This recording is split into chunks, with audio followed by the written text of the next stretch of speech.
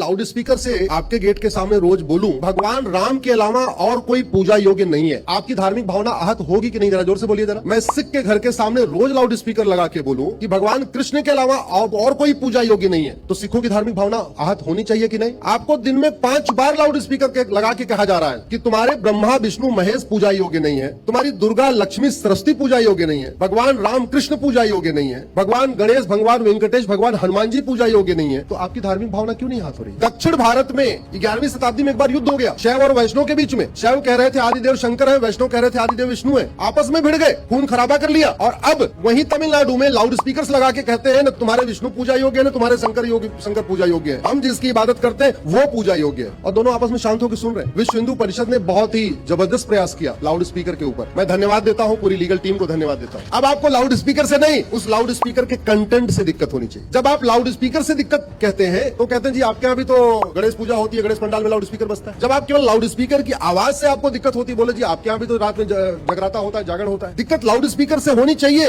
लेकिन loud speaker से ही नहीं होनी चाहिए। दिक्कत किससे होनी चाहिए? कंटेंट से, जो उसमें कहा जा रहा है। और आपको बताऊं, रेडिकलाइजेशन का रूट काज वही है, क्योंकि बच्चा किताब तो 8 साल के बाद पढ़ता है, बचपन में जो सुनना शुरू करता है उसका बिहेवियर, उसका कैरेक्टर उसके हिसाब से डेवलप होता है। सेक्शन 196 बीएनएस का सीधे सीधे वायलेशन है, सीधे सीधे उसमें सेक्शन 196 अट्रैक्ट हो रहा है, सेक्शन 299 ऑफ द बीएनएस भी अट्रैक्ट हो रहा है, सेक्शन 352 ऑफ द बीएनएस भी अट्रैक्ट हो रहा है। लेकिन एक बार जाएंगे, हो सकता है आप कप्तान को कहे भैया एफआईआर करो, नहीं करेंगे तो कोर्ट जाएंगे। हो सकता है एक कोर्ट से ना हो, लेकिन करते रहेंगे तो कहीं ना कहीं एफआईआर हो जाएगा कि नहीं हो जाएगा।